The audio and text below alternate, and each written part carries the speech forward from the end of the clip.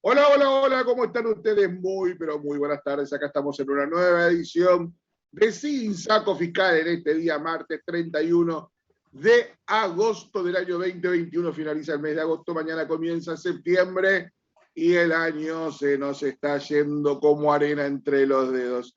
Doctor Jorge Adán, ¿cómo le va, caballero? Muy buenas tardes. ¿Cómo está usted? Muy bien, ¿cómo están ustedes? A la audiencia, Guillermo. Guillermo Guer, ¿cómo está? Muy buenas tardes. Muy buenas tardes para todos y para la audiencia. Gracias, Guillermo. Maxi Lagorio, abrazo grande en la parte técnica. Vamos ya directamente porque tenemos muchos temas para charlar. Jorge acaba de dar hace un ratito en el Consejo Profesional de Ciencias Económicas una charla con Teresa Gómez. Cuénteme. Exactamente, sí. Dentro del marco del área de la Comisión de Lavado de Dinero, nos invitaron a dar una charla sobre compliance.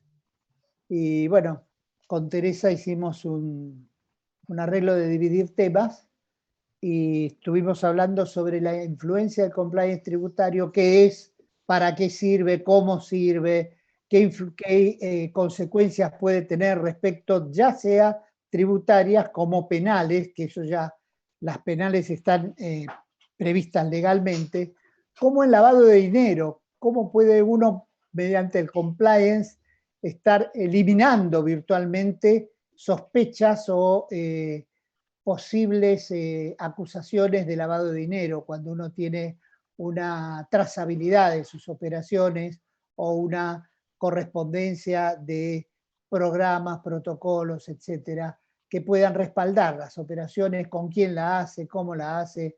Es sobre esos temas que son tan importantes a la hora hoy de la actividad de las empresas, y fundamentalmente de la responsabilidad que pueden tener también los contadores, porque es el Consejo Profesional de Ciencias Económicas, y un contador que de pronto le pasa un dinosaurio por al lado, bueno, si tiene un compliance, el dinosaurio se paró. Claro. No vino. Claro, también O si puede ser vino, un lo para. dinosaurio que se le pasó a él o un dinosaurio que no le dijeron que pasó dentro de la empresa. Exacto, claro. Que eso es lo que normalmente terminan pretendiendo los propios interesados, los propios dueños de empresas, librarse de responsabilidad adjudicándola al profesional interviniente. Y allá ahora son varios, si se dieron cuenta que son varios los profesionales intervinientes, el contador interno, el contador de la empresa, y el auditor externo, el que certifica el balance. O sea, yo hace Y que muchos no te años toque tuve... ser, cotizar en bolsa y ser responsable ante los inversores. Claro, exactamente. El primer caso de procesamiento de un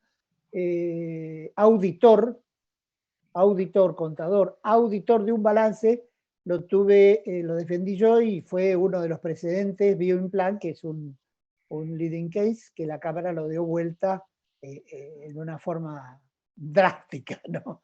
Drástica, pero Bueno, perfecto. lo Si habían logramos conseguir la procesado. charla del Consejo Profesional de Ciencias Económicas, lo vamos a tener en la página web de Sinsaco para que pueda verlo la gente, si Sí, le señor. parece bien. Comenzamos con los temas del día de hoy. Tenemos la RG 5058, Jorge. Sí, la RG 5058 es la esperada por un montón de gente, contribuyentes del monotributo.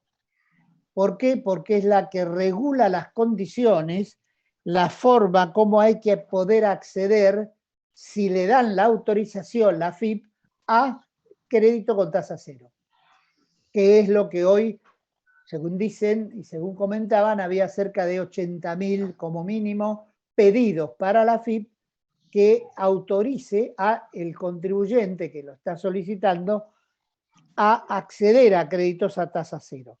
La disposición no es muy compleja, es típica de aplicativos, dónde tiene que entrar, qué es lo que tiene que hacer, pero lo interesante es que la FIP no decide sobre la condición. el que habilita se lo manda al Banco Central para que el Banco Central lo derive a los diversos bancos.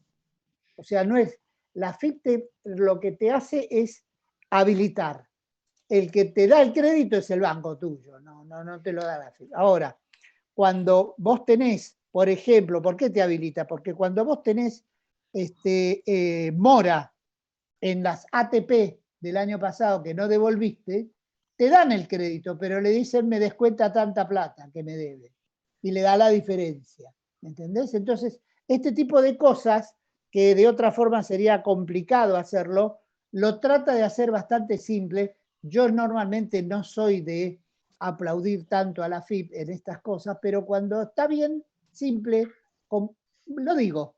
No, Yo no les voy a contar que los bancos dicen que la gente está pidiendo esto y se dan vuelta y compran dólares. Bueno, lógico, ¿no? Pero por supuesto, que hagan lo que quieran, pero por lo menos tiene acceso a los bancos.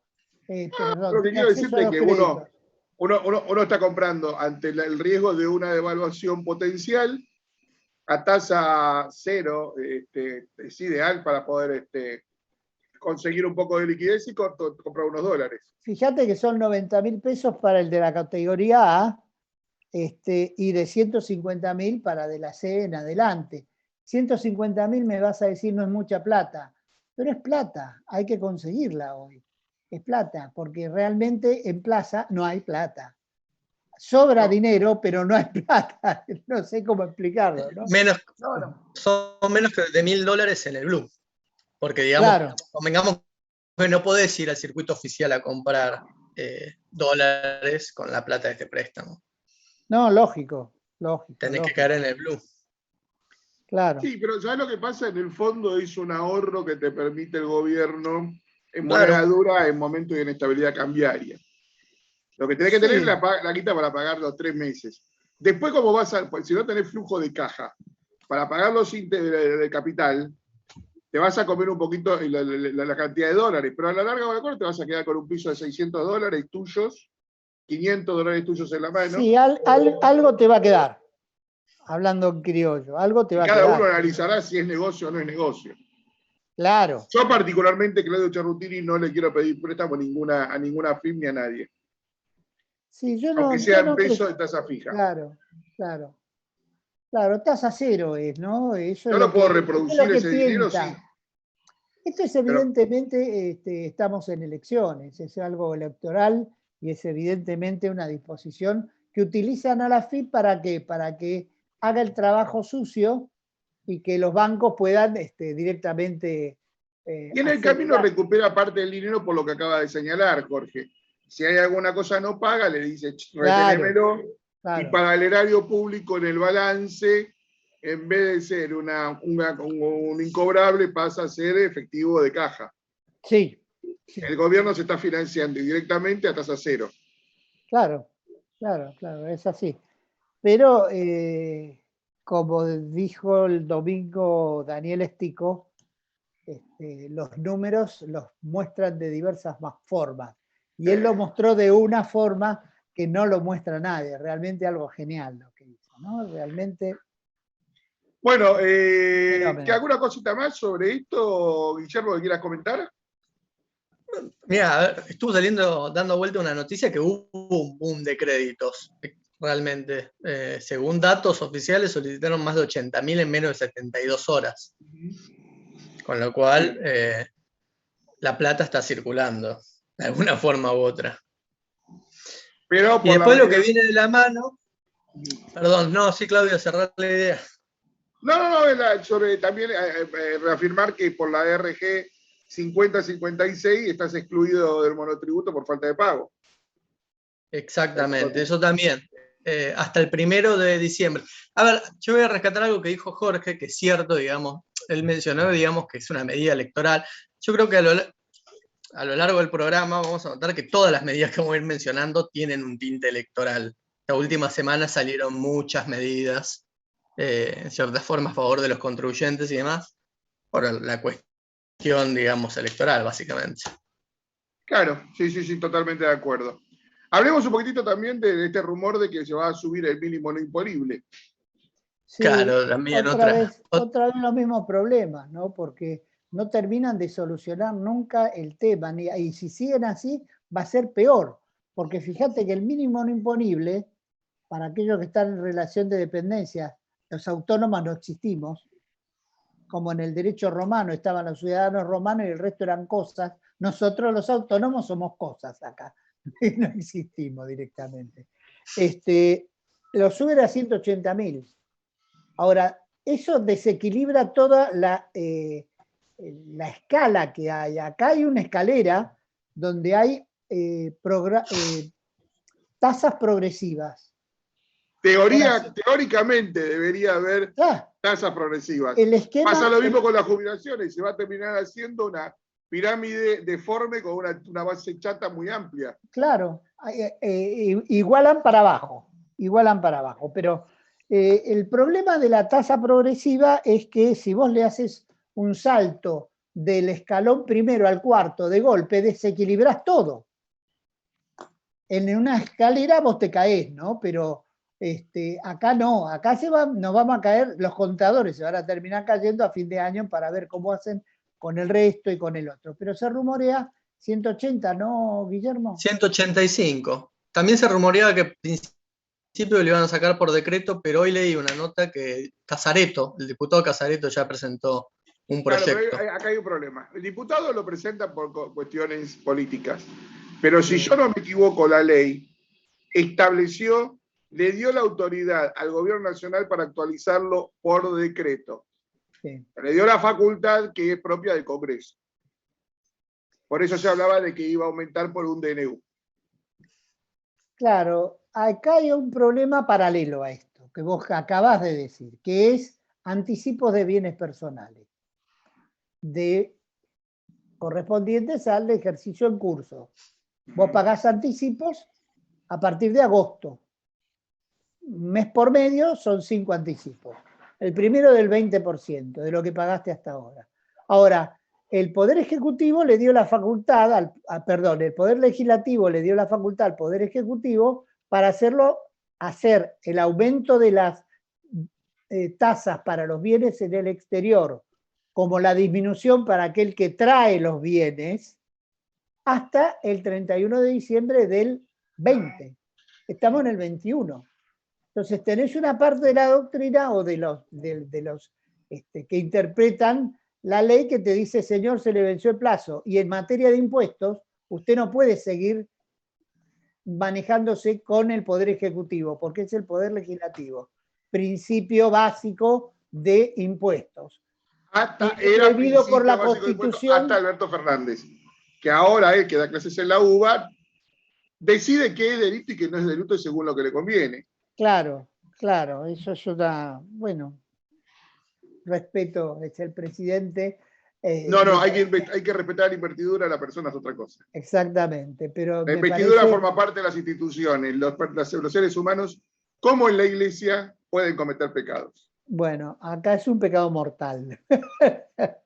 Directamente es un pecado mortal. Pero yo creo que es así. Por ejemplo, otra medida que hicieron es la extensión de la exclusión del sistema de eliminación automática del monotributo. ¿Por qué? Porque vencían en agosto y lo están pasando todos hasta octubre, hasta fin de octubre. Y la pasan hasta fin de octubre, la van prorrogando. Entonces vos te pasaste del monotributo, que es la 50-56, y no tenés problema. ¿Por qué? Porque no te lo computan como que te pasaste. Qué bárbaro. Miran para otro lado. La van prorrogando. Claro, esto beneficia a los contribuyentes, nadie dice nada. Nadie se va a quejar de esto. Pero en purismo, las delegaciones de este tipo de normativa, ya la Corte lo dijo, en materia aduanera hace mucho tiempo, no pueden delegar del Poder Legislativo facultades que son del Poder Legislativo al Poder Ejecutivo, en materia de tributos. Y aduana recauda tributos. Y la AFIP recauda tributos en materia de impuestos. Entonces no se pueden ir delegando estas cosas. Claro. Pasemos a la RG 5052, Jorge. La 5052 es la que me estableció la suspensión también de determinados juicios de ejecución y trabas, de ejecuciones fiscales y trabas de medidas cautelares. ¿Hasta cuándo? Hasta el 30 de noviembre, después de las elecciones que corresponden.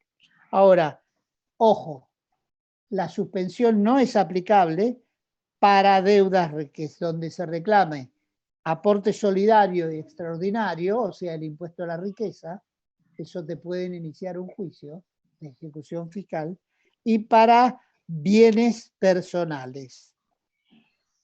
Para estos dos, llamémosle tributos, no es aplicable esta suspensión. En cambio, para todo el resto, tanto embargos como iniciación de juicios están suspendidos por nuestra estimada AFIP hasta el 30 de noviembre. Que los ricos paguen. Exactamente. ¿Y qué pasa en la provincia de Buenos Aires, Guillermo? Y en la provincia de Buenos Aires salió una resolución en el mismo orden, del mismo tinte, porque la resolución normativa 29 del 2021 prorroga la suspensión de medidas cautelares en juicio de apremio hasta el 31 de diciembre. Bien. O sea, la abstención por parte de la agencia de recaudación, ¿no? de solicitar medidas cautelares en el marco de juicios de apremio. Bien. Y siguiendo con estas cosas, otras prórrogas, la RG 5057, Jorge, con prórroga de plan de pagos. Es lo mismo, porque hay un plan que es continuo de mis facilidades, que vos tenés una cantidad de cuotas en función de la conducta que tenés, y un sistema de algoritmo, que son primos hermanos de Guillermo, que te establecen distintas categorías, y en función de esa categoría vos tenés o no tenés cuotas o no tenés acceso al plan de facilidades. Normalmente podías tener hasta 3 planes de facilidades simultáneos. Bueno, lo que ya hizo es prorrogar la eliminación de todas estas restricciones hasta el 30 de noviembre, como venimos haciendo en todas las anteriores, con lo cual no tenés limitación de las 3, y tampoco de las 3 planes de facilidad de pago, podés tener más, y tampoco aquel que esté en la peor categoría en el SICORE puede quedar excluido de estos planes, como lo dice la normativa. O sea, están dando beneficios a todo contribuyente, sea que esté en mora o no esté en mora. Bien. Vamos entonces a la provincia de Buenos Aires nuevamente con ingresos brutos, Guillermo. Sí, no, antes quería hacerle una reflexión filosófica, ¿no? Digamos, en función a lo que estuvo hablando Jorge, esta resolución general 5057, y digamos, esta cuestión de permitir, digamos, más flexibilidad en los planes, en los regímenes de facilidades de pago que están siempre vigentes. O sea, es un tema que siempre hablé con Jorge, ¿no? ¿Qué sentido tiene un contribuyente que quiere pagar limitarle, ¿no? O sea, en el sentido, ¿por qué? Tenés que tener 3 planes de pago vigentes, más no. O sea, a ver, no le encuentro sentido a eso. O sea, desde el punto de vista de un contribuyente que quiere pagar, que últimamente tampoco abundan demasiado, y está bien que, digamos, esta medida de excepciones por la pandemia, pero en tiempos normales, digamos, ¿qué perjuicio podría llegar a tener el fisco de admitirle a un contribuyente tener más de 3 planes en simultáneo, ¿no? Si en definitiva lo que está manifestando es voluntad de pago. O sea, vas a dejar que deje de pagar de alguna manera. O sea, es un perjuicio para el fisco. Realmente no tiene sentido estas limitaciones. Es mi opinión, que muchas veces la he planteado con Jorge, ¿no? Pero... Sí, yo lo que te comentaba, que históricamente, y daba muy, muy buen resultado a nivel recaudación, cuando te hacían una ejecución fiscal, tenías un plan de facilidad de pago automático de 8 cuotas, no importa la cantidad de ejecuciones fiscales que podías llegar a tener. Pero era tradicional, tenías un plan de facilidades de 8 cuotas que la gran mayoría de los contribuyentes que querían pagar y que pretendían regularizarse, bueno, le dabas un puente de plata, fisco, como para poder regularizarse. Eso se eliminó. Con lo Claro, cual, o sea, complicás más la vida de aquel que está ya complicado, en vez de ¿qué sentido tiene? facilitárselo. Aparte, nosotros, Jorge, o sea, estamos también, digamos, no tomamos como medio de extinción de la obligación tributaria la transacción, por ejemplo, que hay muchos países que lo toman, ¿no? La transacción como medida de extinción de la obligación tributaria. Transacción que implica, digamos, en cierta forma, un acuerdo entre el contribuyente que quiere pagar y no puede pagar en su totalidad y las administraciones tributarias. Acá no existe, porque se amparan en el principio de indisponibilidad de la obligación tributaria, de que, digamos, el fisco, obviamente, o los representantes del fisco mayor, para decirlo de mejor manera, no tienen facultades, en cierta forma, para disponer de la obligación tributaria. Y así se pierde un montón de recaudación también. Es una realidad. Sí. Sí, no, el sistema, creen que la amigabilidad con el contribuyente que quiere pagar es un signo de debilidad. Creo que lo ven de esa forma. Entonces prefieren cobrar menos y tenerte contra la puerta y gastar mucha plata en juicios y medidas judiciales que no tienen sentido. Ahora, te digo sinceramente, yo no sé, no he tratado, yo no soy Daniel Estico ni vos para buscar estadísticas, no sirvo, me vuelvo loco con las estadísticas, pero el monto que debe haber en juicios iniciados por la FIP contra contribuyentes, que no sé cuánto van a recaudar, debe ser enorme, enorme. Mire, son 2 años. dieron una cifra hace un tiempito, y el problema es que no me puedo acordar si era 1.2 billones o 600 mil millones. Estaban reclamando. Creo que eran 1.2 billones, que eran el equivalente a 3 meses de recaudación. Claro. Claro, hoy debe ser más que eso, realmente, porque... Sí. porque Fue hace un tiempo esta cifra. Claro, porque la situación y con estas prórrogas se van acumulando deudas, no juicios, pero se van acumulando deudas nuevas en planes de facilidad de pago. Si sumamos los dos, y ahí tenés un montón de recaudación, yo te diría por lo menos la mitad de un año, así a dedómetro nada más, entre los planes de financiación, las moratorias viejas que están vigentes, y los juicios. Porque el 1 de septiembre comienza mañana a trabajar la administración pública, entre ellos la AFIP, teóricamente. Sí. Desde mañana va a ser Vietnam los locales de la AFIP, porque va a ir gente acatarrada, con turno y sin turno, desesperados y tranquilos, a negociar y a cagar a tiros a cualquiera. Son meses, es un año y medio de contención de trámites, trabajo. Mira, nosotros tenemos un tema, no en la FIP, sino en tribunales, que Guillermo presentó un escrito pidiendo unos títulos en una sucesión terminada, hace rato que está, bueno, todavía no tenemos, hoy hablé por 4ª vez con la secretaria del juzgado, que me entendió muy cordialmente, muy correctamente. El despacho no sale. ¿Sabés qué es? Retirar títulos, nada más.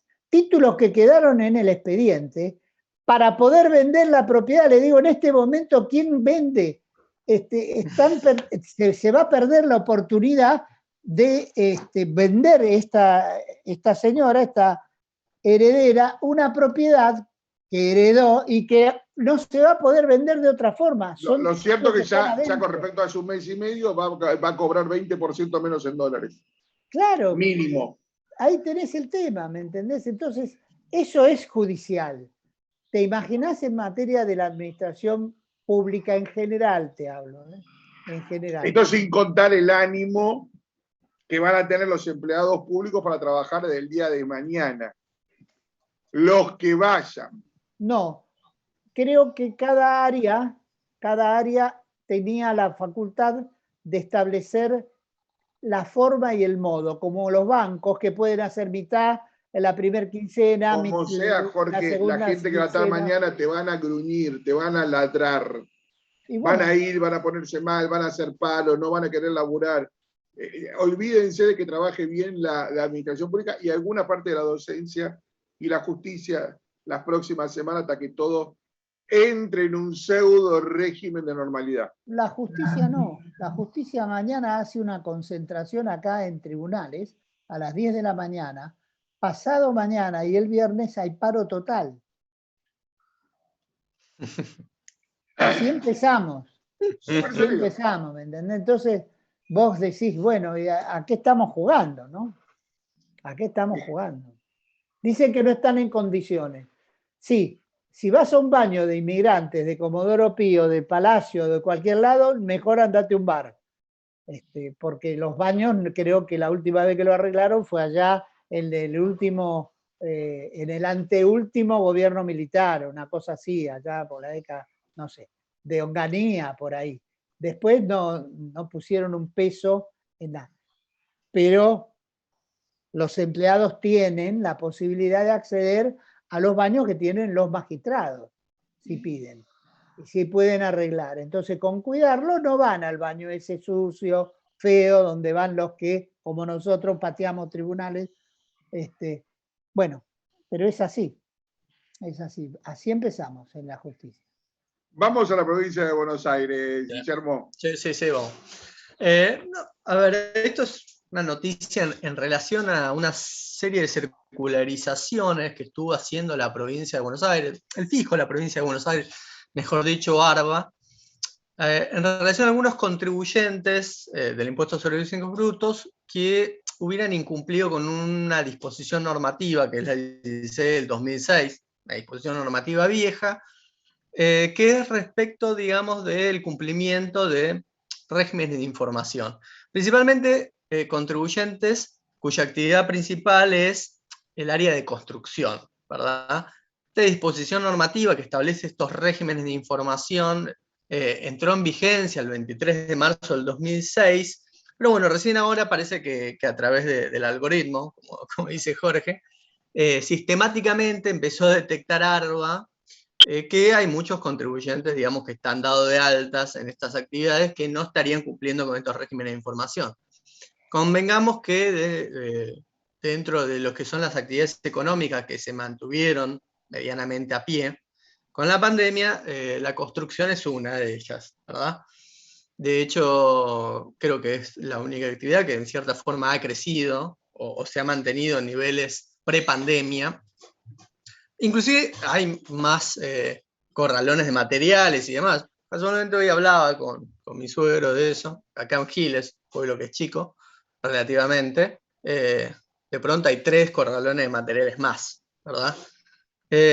Con lo cual, bueno, me imagino, digamos, que esa actividad económica habrá llamado la atención al algoritmo de ARBA, y por eso salió con estas circularizaciones y estas intimaciones que, bueno, puntualmente es para aquellos contribuyentes que realicen venta al por menor de aberturas, venta al por menor de artículos para plomería e instalaciones de gas, venta al por menor de materiales de construcción, construcción y reforma y reparación de edificios residenciales, construcción y reforma y reparación de edificios no residenciales, terminaciones de edificios y obras de ingeniería, etc. Con lo cual, si vemos las actividades, hay muchos monotributistas, ¿no? que podrían encuadrar dentro de estas actividades, ¿no? Como la reforma y reparación de edificios y demás. Con lo cual, digamos, es bastante problemático, ¿no? Que te intimen a prestar o a darte de alta en un régimen de información, teniendo en cuenta las complejidades, ¿no? que implica un régimen de información. Imagínate un monotributista que está dado de alta en alguna de estas actividades, que le llegue una intimación para darse de alta en el régimen de información y empezar a presentar declaraciones juradas, que en realidad declaraciones juradas informativas respecto a las operaciones que hizo. Le generas un problema bárbaro, con lo cual, a ver, no llama la atención. Un albañil que apenas si te puede hacer la cuenta de lo que te quiere cobrar. Claro. Muchos de ellos no tienen realmente estudios. pedirle que hagan todo esto es matarlos, es volverlos locos totalmente. Por ahí hacen 9 horas de 100 lucas por día, ¿viste? Pero no son multimillonarios. No, para nada. Más en este momento en lo que estamos tratando de salir de una crisis espantosa. Para nada, claro. Con lo cual, bueno, digamos, la novedad sería que seguimos entorpeciendo un poco la reactivación, me parece. Sí, Seguimos aparte hay otra entorpeciéndole la cosa. vida a la gente que quiere ganar su mango. Y el Aparte problema hay es que otra- no puede ser socio el gobierno de cada utilidad que vos realices para ganarte un mango. Tiene que haber un límite en donde te dejen vivir. Perdón, ¿por qué? No, simplemente que esto también se les escapa a las autoridades o viven en una compotera, no sé cómo es. Porque la mayor parte de esta gente tiene planes provinciales, municipales o nacional. Entonces trabajan en negro y no quieren porque si se van a inscribir pierden el plan. Entonces sacaron para el agro ahora una excepción donde pueden trabajar y mantener el plan. Pero es para los recolectores. Claro, pero fíjate que, el ejemplo que vos diste es seguro que tiene un plan. Él y toda la familia tiene un plan. Y no va a perder el plan por inscribirse en esto, por trabajar como albañil o hacer un arreglo como albañil o como técnico, lo que sea, lo que quiera, plomero, gasista, lo que se te dé la gana. No se van a inscribir ni van a pagar. ¿Por qué? Porque no les conviene. No les conviene siempre tener el plan. Jorge, seguimos con nuevas prórrogas, resolución general 50-55. Adiviná la fecha, 30 de noviembre. Y ahora otra cosa hoy. La utilización obligatoria del servicio denominado presentaciones digitales. Se sigue prorrogando para contribuyentes irresponsables para que la realicen electrónicamente las comunicaciones de diversas obligaciones que tienen, en lugar de hacer la presentación como correspondería ir a la agencia, hacer la presentación y todo el resto. Que también están prorrogadas hasta el 30 de noviembre la exhibición dispuesta para la obligación de registrar los datos biométricos ante las dependencias del organismo por parte de contribuyentes irresponsables, que cada tanto se tienen que registrar para determinar, como es en aduana, lo mismo, que uno es uno, que es el responsable y ahora es con datos biométricos. Antes tenías que ir, presentarte, presentar el escrito, te pedían la identificación, etcétera. Ahora no, ahora son con datos biométricos. No sé lo que va a hacer dentro de 5 o 6 años con fotografías. Sí, no se te ocurra ni aumentar 5 kilos ni bajar 5 kilos. Claro, porque vas a tener problemas. Creo que el siguiente paso es con biométrico, pero de la vista. Nada más. El ojo, el iris, no sé, qué sé yo. Escáner retina, la misión imposible. Exactamente. Exactamente, para que no se escape. Bueno, pero esto es útil y es común en casos como jubilados. Los jubilados, para mantenerse como jubilados, tienen que hacer alguna actividad y antes tenían que presentarse cada 3 meses en el banco. Ahora no se presentan más. Y yo no sé cuántos jubilados murieron que siguen cobrando, ¿no es cierto? Porque no se ha podido hacer y no hay datos biométricos sobre eso, ¿no? Aunque la AFIP está conectada con el registro de las personas. Y automáticamente en 48, 72 horas el registro de las personas le manda la partida de función y ahí te bloquea. Sí, te puedo asegurar que vas a saber el padrón, vas a encontrar tanta gente muerta. Ah, bueno, sí, pero tanta gente, por eso, el padrón en las electoral listas, es ese. Cuando vos ves las estadísticas de vacunación y pandemia en Argentina que da el Ministerio de Salud de la Nación, vas a encontrarte con algo muy interesante, que es, me encantaría que se moviera un poquito esta computadora, ahí está, que es datos de vacunación de gente de más de 120 años. Claro. 132% de gente. Que vos decís, pará, ya tener gente de 120 años es jodido. Sí. Y se vacunaron más del 100% de lo que existe. Claro. ¿Y sabés Es lo que complicado. pasa? Y lo vas a ver en algunas provincias. ¿Por qué? Porque simple y sencillamente hay un montón de provincias que no actualizan los padrones porque tienen cientos de miles de muertos en la lista de votantes. Claro. Claro. Son gente toda además que vota a las 8 menos un minuto. Claro. Claro. Todo. Como alguna vez en una elección que participé, nos sentamos con los amigos, pero radicales, y le dijimos, bueno, éramos en San Isidro, le dijimos, bueno, muchachos, estaban repartiendo las urnas, digo, ya tienen 5 PB hacia adentro, ¿no? Claro. Vos veías las urnas y la urna estaba con votos. Claro. Ya venían embarazadas las urnas.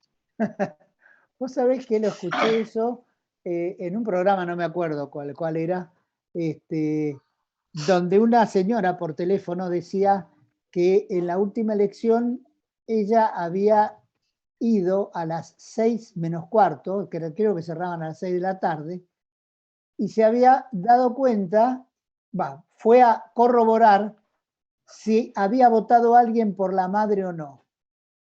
Y la madre había votado, la madre había fallecido. Entonces, ¿qué es lo que puede hacer ahora? Le preguntaba al dueño del programa, al que... Nada. Porque hay gente, había partidos, y todavía creo que los hay, la verdad que hace mucho que no ando en eso, pero había partidos que maquillaban gente para votar. Y sí. Yo he visto cómo maquillaban gente para poder ir a votar. Hay gente que votaba 6, 7, 8 veces. Lo estudiamos mucho con Pablito Olivera de Silva porque Pablo, su tesis en la UCE lo hizo. Todos los politólogos te dicen es marginal, no tiene más de 3, 4%. En una elección como la actual, en donde muchos distritos, la diferencia entre las listas es de 3 puntos, que alguien pueda mover 3 puntos de votantes es el triunfo. Es la diferencia. Sí. Vamos a seguir entonces con nos toca ahora un régimen de regulación, ¿no es cierto, Guillermo? Sí, la RG 5059, que en definitiva vino a adecuar la reglamentación que ya tenía la FIP para acceder a los beneficios impositivos que prevé el régimen de desarrollo y producción de biotecnología. Para dar un contexto de esto, el decreto 289 de este año, el 2021, modificó justamente algunos extremos que estaban previstos en el decreto 5018, que ya establecía algunos beneficios que ya estaban reglamentados por la FIP en relación a este régimen de desarrollo y producción de biotecnología. Y entre estas cuestiones que estableció este decreto 289 del año 2021 es, por ejemplo, que dispuso la amortización acelerada en el impuesto a las ganancias, que en vez de hacerlo en 3 cuotas se pueda realizar en 1 ahora, y también reglamentó el beneficio de obtención de los bonos de crédito fiscal. Pero paralelamente, y acá viene un poquito a colación también esta resolución general, la Subsecretaría de Economía del Conocimiento, a través de una disposición, que es la 202, que se dictó en junio del 2021, instrumentó que los bonos estos de crédito fiscal iban a emitirse bajo la modalidad de bono electrónico.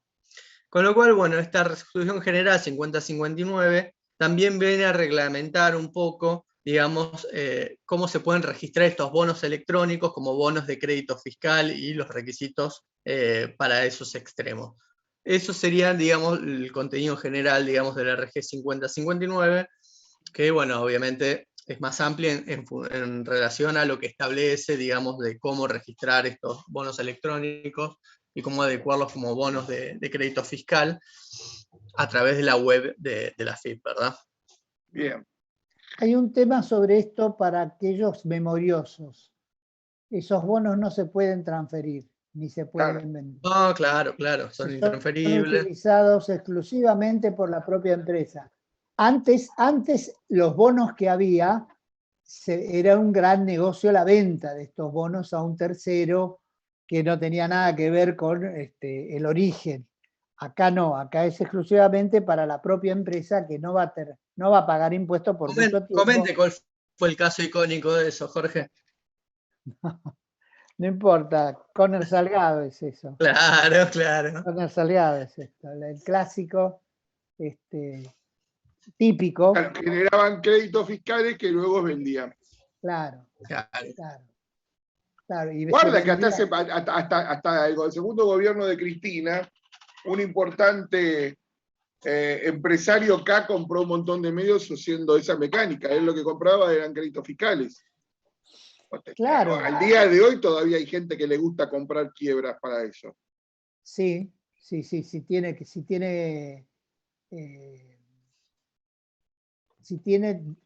créditos a favor de la empresa todavía, pero ¿sí? Presentarla en concurso son escasas esas. Normalmente las concursos y quiebras actualmente el mayor acreedor es la FIP, normalmente, ¿no? Pero en aquella época lo que se utilizó fue mucho lo que se llama en el IVA créditos de libre disponibilidad. Entonces los créditos fiscales de libre disponibilidad se exportaban desde Tierra del Fuego, que no forma parte del territorio nacional en materia tributaria, se exportaban al territorio nacional. Y eso generaba un crédito fiscal que luego se vendía. Y empapelaban todo, pero lo que no había realmente eran exportaciones. Porque si hicieron un cálculo una vez que si llegaban a haber sido ciertas las exportaciones de madera que se hacía desde aserraderos de la isla de Tierra del Fuego, era más o menos una línea que abarcaba desde Río Gallegos hasta Buenos Aires, camión uno tras de otro, lo cual era imposible, eran papeles que se iban dando vuelta por todos lados, ¿no? El famoso Conner Salgado histórico. Sí. Igual hay temas todavía con los bonos de crédito fiscal, pues, a ver, un poquito yendo a los regímenes promocionales. Estos bonos de crédito fiscal también tienen que estar destinados únicamente a la contratación de servicios, bueno, en este caso a la contratación de servicios de investigación y desarrollo con instituciones vinculadas, digamos, al Sistema Nacional de Ciencia, Tecnología e Innovación, por tratarse de un régimen especial de biotecnología. Claro. Eso también es otro tema, digamos, porque muchas veces la FIP lo que pone en la lupa es cómo se utilizaron esos bonos de crédito fiscal y si se utilizaron bien. Claro, promoción industrial es el otro caso, ¿no? Claro. Bueno, esta es una forma de promoción industrial con otro nombre. Exacto. Pero la promoción industrial en este caso beneficiaba a determinadas provincias que habían actuado, en cambio acá no, acá es general, para una actividad. Sí, para una actividad. Para una actividad. Esa es la diferencia entre una y otra. Jorge, hablemos un poquito de la 5060, la resolución general de la FIP, el régimen de retenciones de dividendos y utilidades CIRE. Sí. ¿Te das cuenta la cantidad de resoluciones que se han sacado simultáneamente a fin de mes, ¿no? Porque estos en los últimos 4 días han hecho una cantidad enorme de estas resoluciones. Esta resolución era necesaria, indispensable, por el tiempo, el periodo del año, y para la adecuación a la ley 27630, que es la que modificó en diciembre del año 19 el impuesto a las ganancias, entre otros impuestos, y creó el nuevo régimen penal tributario, etc. Pero modificó impuestos. Y entre los impuestos que modificó fue la sustitución de la alícuota del 13% aplicable a personas humanas y sucesiones indivisas respecto de los dividendos y utilidades correspondientes a los años fiscales que se inician a partir del enero del 2021. Y en lugar del 13, esto se colocó en el 7, pero eso fue en la ley. Después hubo un decreto reglamentario, pero quien implementa el tema es la resolución, y la resolución que estaba vigente era la 4.478, que estableció el sistema de la determinación e ingreso de esta retención de dividendos y utilidades asimilables, estableciéndolo en el 7%. Entonces, lo que hace la resolución es adecuar la normativa vigente antes a esta normativa, que era que es un tema sumamente importante, porque son retenciones que se le hacen a los que van a pagar bienes personales sobre los dividendos, perdón, a los que van a pagar impuesto a las ganancias sobre los dividendos, porque acá tenés un impuesto anterior que te lo está pagando la empresa, porque la realidad quien actúa como agente de retención de las personas humanas o las sucesiones indivisas es la propia empresa. Y lo que hace es adecuar la normativa a estas nuevas disposiciones, independientemente de establecerle del 13 al 7, cosa que es no menos importante, porque si no, de acuerdo a la normativa vigente, que es para esta época, normalmente septiembre-octubre, que se hace la retención, le hubieran hecho el 13 en lugar del 7. Y patalearía más de uno, ¿no?, con ese tema. Así que lo que hace es actualizar una disposición de acuerdo a la modificación propia de la ley. Bárbaro. Guillermo, entonces, estamos ingresando en la resolución general 3421 del Organismo Fiscal de Santa Fe. Exacto, correcto. Que en realidad lo que prevé esta resolución es la prórroga al régimen de regularización tributaria. Hace unos programas hablamos. Otro más, todo prorrogan. Todo prórroga, porque estamos con buenas noticias. Y porque estamos en época electoral y creo que Santa Fe también necesita unos buenos resultados, me parece. Pero bueno. Todos. Todos. Todos necesitan buenos resultados, Guillermo, todos. Todos. Hace unos programas habíamos comentado un poquito lo que es la moratoria en Santa Fe.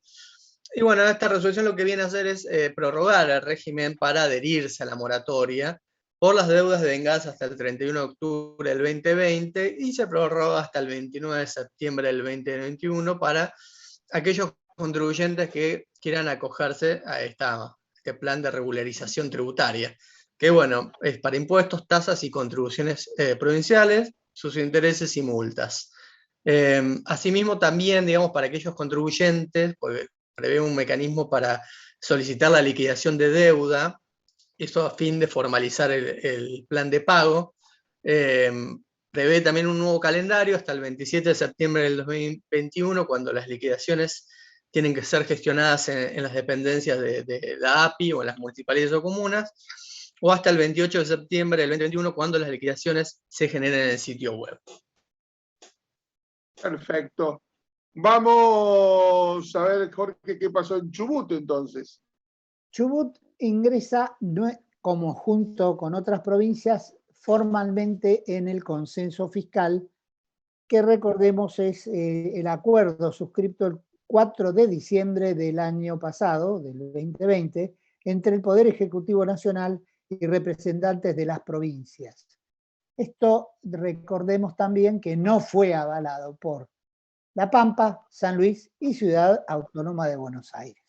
Ya ellos directamente lo rechazaron en ese momento, pero existen, para que funcione el acuerdo fiscal, una serie de condiciones previas. Por ejemplo, que sea aprobado por la propia legislatura de cada provincia, no solo el Poder Ejecutivo lo firma, acordó, etcétera, los representantes de las provincias, sino que tiene que ser aprobado por la legislatura. Eso es lo que hizo la provincia de Chubut, y con esto asume directamente los compromisos que se realizaron tanto la nación como las provincias a los fines de llegar a un acuerdo en materia fiscal, donde distribuyen de una forma diferente a la que habían hecho en la época del gobierno anterior, allá por el año 2017, que también hubo un acuerdo fiscal donde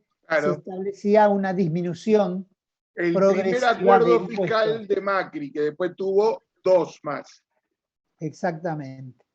Se establecía en forma progresiva una disminución de las tasas de impuestos, en especial ingresos brutos y sellos.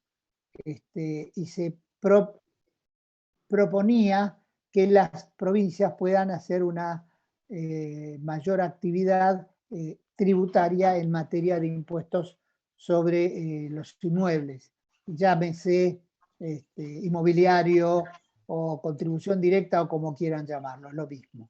Impuestos sobre los inmuebles y automotores. Bueno, acá las disminuciones en este acuerdo cada vez son menores, son ínfimas, y las posibilidades de incrementar las provincias la incidencia o la presión tributaria local, bueno, esto lo autoriza en forma directa. Con lo cual Chubut cumple formalmente con las obligaciones asumidas oportunamente. Ya quedan muy pocas provincias para que hagan lo mismo. Y calculo Claro. que antes de la terminación de las elecciones estarán todas las provincias, salvo estas tres que dijimos, que ya expresaron su negativa, su rechazo a este acuerdo fiscal. Así que así estamos. Vamos ingresando a los dos últimos temitas del día de hoy, dos temas de jurisprudencia. ¿Qué tenemos con sentencia de la Corte, Guillermo? Sí, la sentencia de la Corte en realidad es del Colegio de la Provincia de Buenos Aires contra el Poder Ejecutivo Nacional. Fue un amparo. Por ahí tuvo relevancia en los medios ahora, pero es un fallo del 8 de abril del 2021 que tiene trascendencia también en relación a lo del fallo que va a comentar Jorge, que es el de Nucete en relación al aporte a la riqueza. Porque ¿qué vino a hacer la Corte? En realidad la Corte adhirió al dictamen de la procuradora Laura Monti, pero lo que hizo la Corte fue en cierta forma reafirmar el criterio que tiene en torno a la capacidad contributiva, que es una de las cuestiones esenciales, si se quiere, o de relevancia en relación al pago del aporte a la riqueza, ¿verdad? Y acá lo que dijo puntualmente la Corte en relación a las cuentas bancarias que tenía el Colegio de la Provincia de Buenos Aires abierta en el Banco Provincia, es que las mismas se encontraban abiertas al único fin de cumplir, digamos, con la finalidad por el cual el Colegio de la Provincia de Buenos Aires había sido creado, digamos, para el debido control de la matrícula. Recordamos que el Colegio de la Provincia de Buenos Aires es un ente público no estatal, ¿verdad? Con lo cual, la procuradora Laura Monti lo que considera es que no podría estar alcanzada con el impuesto al cheque, ¿no? Impuesto sobre los créditos y débitos bancarios, las operaciones en las cuentas abiertas del Colegio de la Provincia de Buenos Aires, porque en definitiva no exteriorizaba una capacidad contributiva susceptible de ser alcanzada por ese gravamen. Que esto es importante, digamos, en el sentido justamente, digamos, de reafirmar la Corte, esto es de abril, ¿no? Pero bueno, no deja de tener actualidad, ¿no? Reafirmar, digamos, el criterio que tiene en torno al principio de capacidad contributiva. Efectivamente, digamos, sin capacidad contributiva no hay capacidad de pago tampoco. Que es algo muy, muy relevante también en torno a los planteos que se están realizando en función al pago del aporte a la riqueza. De hecho, Laura Monti en su dictamen hace, digamos, un repaso interesante, como una suerte de revisionismo histórico sobre distintos precedentes importantes de la Corte, algunos añejos, que evidentemente tienen plena actualidad hoy por hoy, con lo cual se mantiene en columna, si se quiere, el criterio de la Corte Suprema en relación al principio de capacidad contributiva, que recordemos que no es un principio que esté expresamente previsto en nuestra Constitución, pero surge implícitamente, ¿no?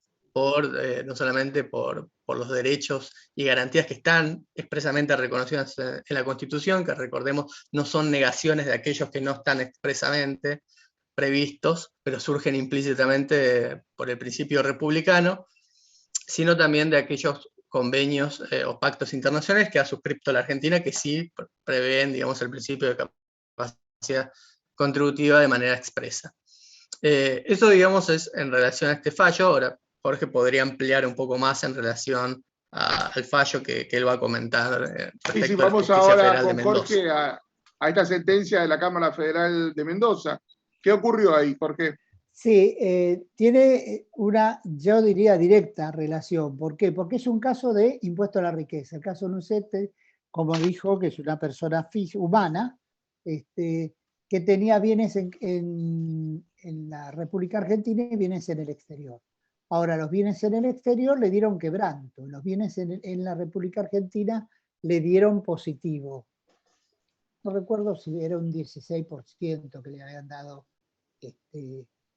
de positivo en los bienes de acá. Y Nucet pide una medida cautelar de no innovar a la FIP.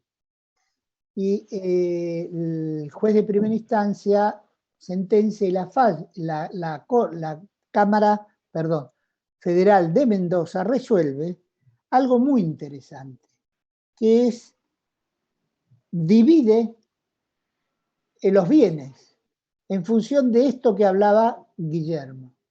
Acá hay capacidad contributiva, no porque tiene quebranto, le dio negativo. Entonces no tiene capacidad contributiva. Por consiguiente, a esta clase de bienes corresponde adjudicarle lo que pide, que es el contribuyente, que es, señores, no me inicien ninguna acción judicial para cobrarme algo sobre esto, porque no tengo capacidad contributiva. No solo no tengo, sino que me dio quebranto. Entonces, para los bienes del exterior, le dijo, corresponde la medida cautelar.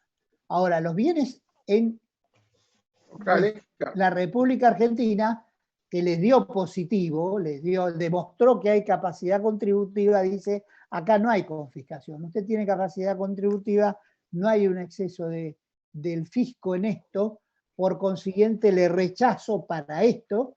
Es muy interesante para aquellos que tienen inversiones financieras en el exterior, porque en los resultados anuales podés llegar a tener pérdidas a partir de ahora y podés ampararte en el mismo pedido, es decir, mirá, yo voy a pagar ganancias por un bien que me dio pérdida en el exterior. Claro, eso lo podés ir pidiendo vos ahora, por ejemplo, para el tema de los anticipos.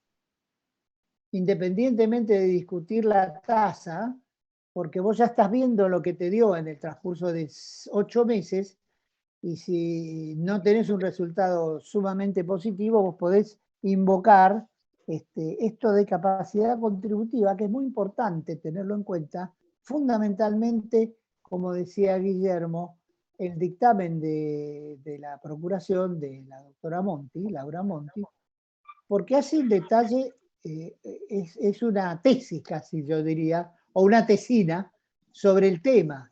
Y esto es aplicable directamente a todo lo que es impuesto a la riqueza y a bienes personales en el exterior y acá.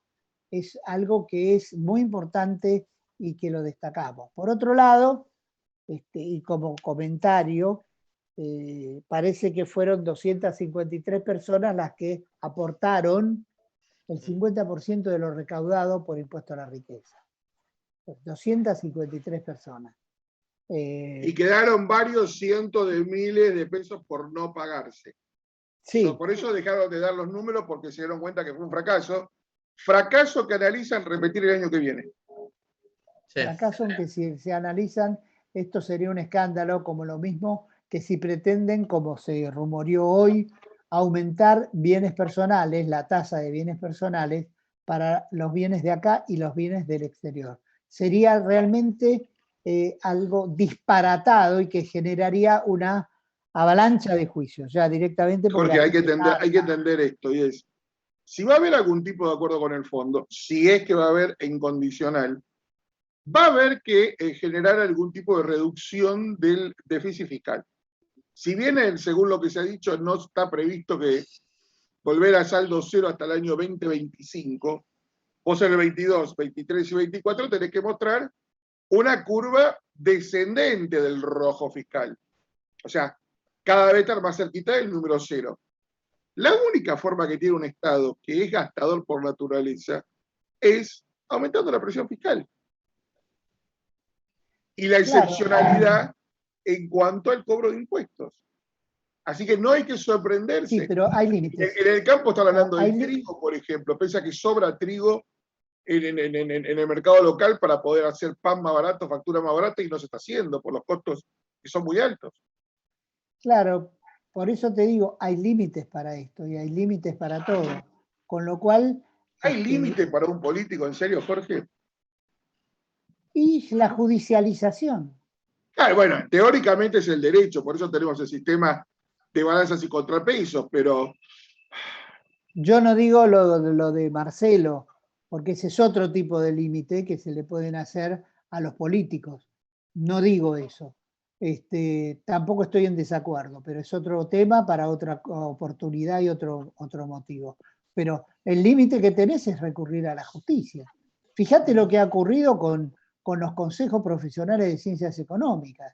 Dijeron, hasta acá llegamos, pusimos nuestro límite y los 24 consejos se fueron a la justicia. Pero hay provincias en donde está vigente y provincias donde está vigente. Claro, con diferente suerte. No hay saldos, no hay fallo en firme, la corte se hace la tonta. Digamos, no. hay una nebulosa legal en donde si quiere la FIP te persigue y si no, dice calmemos un poco las aguas para no tener tanto lío. Claro, pero esa reacción antes no era impensada. Indiscutiblemente. Era impensada. Entonces esto te está demostrando que estamos llegando a límites.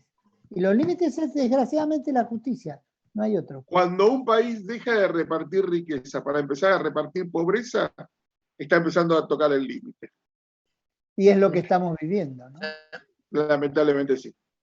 Doctor Jorge Haddad, Guillermo Gert, cuénteme, ¿alguna cosita más para comentar en este programa de hoy? Hemos hecho un paneo de todas las prórrogas habidas y por haber, que la FIP ha decidido en las últimas horas y actualidades diversas. Si le parece bien, nos vamos a despedir y le podemos decir a la gente que si conseguimos la charla que el doctor Haddad dio hoy a las 18 horas en el Consejo Profesional de Ciencias Económicas con Teresa Gómez, vamos a tratar de tenerla en nuestro portal sinsacoweb.com.ar. Le vamos a avisar por nuestras redes sociales, está bien, por el mismo programa y sin saco y sin corbata el día domingo. ¿Te parece bien? Nos estamos despidiendo. Doctor Guillermo Gert, gracias por todo. Trate de dormir 15 minutos más. Doctor Jorge Haddad, bienvenido de vuelta a la civilización. Maxi Lagorio, gracias por todo. No te cuelgues con el tema del programa. Señoras y señores, nos estamos despidiendo. Aquí está terminando Sin Saco Fiscal. Mañana nos encontramos a las 19 horas en Sin Saco Energía con el señor Fernando Meites y Julieta Lagorio. El jueves con Clara Cagliarini y Pablo Rivera Silva. A las 19 horas hacemos Sin Saco Política. Con el doctor Guillermo Gert nos encontrarán pronto. Con el Jorge Haddad el próximo domingo, ahora sí, de 10 a 13 horas en Sin Saco y Sin Corbata. Y los lunes tenemos Sin Saco Tech and Biz con Marcelo García Sellán y Cristian Atancia. Mucho para ver en el canal de YouTube de Sin Saco y Sin Corbata. Muchas gracias a los dos. Muchas gracias, Maxi. Aquí termina Sin Saco Fiscal.